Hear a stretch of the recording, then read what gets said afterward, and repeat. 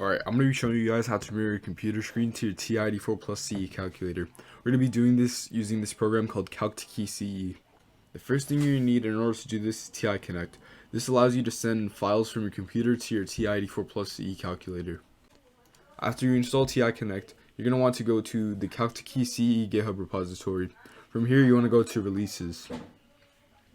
From the releases, you want to download three things: Calc2Key.axp, Calc2Key CE.exe, and USB drvce.axv. From releases, you're going to go back to the main page of the repository. So you're going to scroll down until you see where it says download and copy the CEC standard libraries. So you're going to click this link, and you're going to scroll down until you find where it says CEC standard libraries, and you're going to download this file called clibs.axg. After you've downloaded the C libraries for the calculator, you're going to go back to the main page of the repository.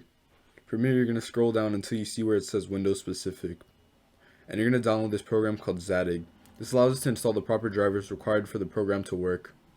After downloading Zadig, you're going to go back to the main page of the repository one last time. You're going to scroll down and look for Universal Specific. From here, you're going to click the link, and it should bring you to this page that says Download .NET 5.0. Then scroll down and look for .NET Runtime 5.0.17, and you're going to download the installer for Windows. If you have a 64-bit operating system, you should download x64. If you have a 32-bit operating system, you should download x86. Now that we've downloaded all of the files, we're going to send the following files to our calculator using TI Connect. We're going to send USB drvce, clibs.axg, and Calc2Key.axp. After you've transferred all the files, the next step is to install the .NET runtime. Click on the file and click Install. The next step is to go on your calculator, click Program, and run Calc2Key. This should cause your calculator to reconnect and disconnect from your computer.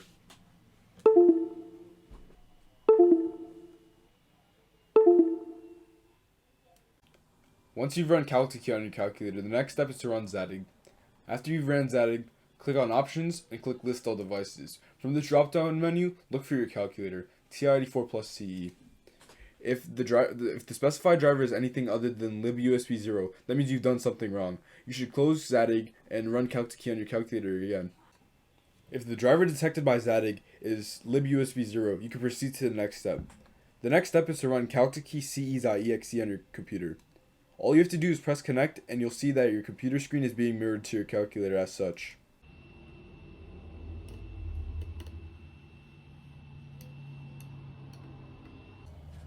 You may have noticed that your calculator is unable to display your computer screen properly.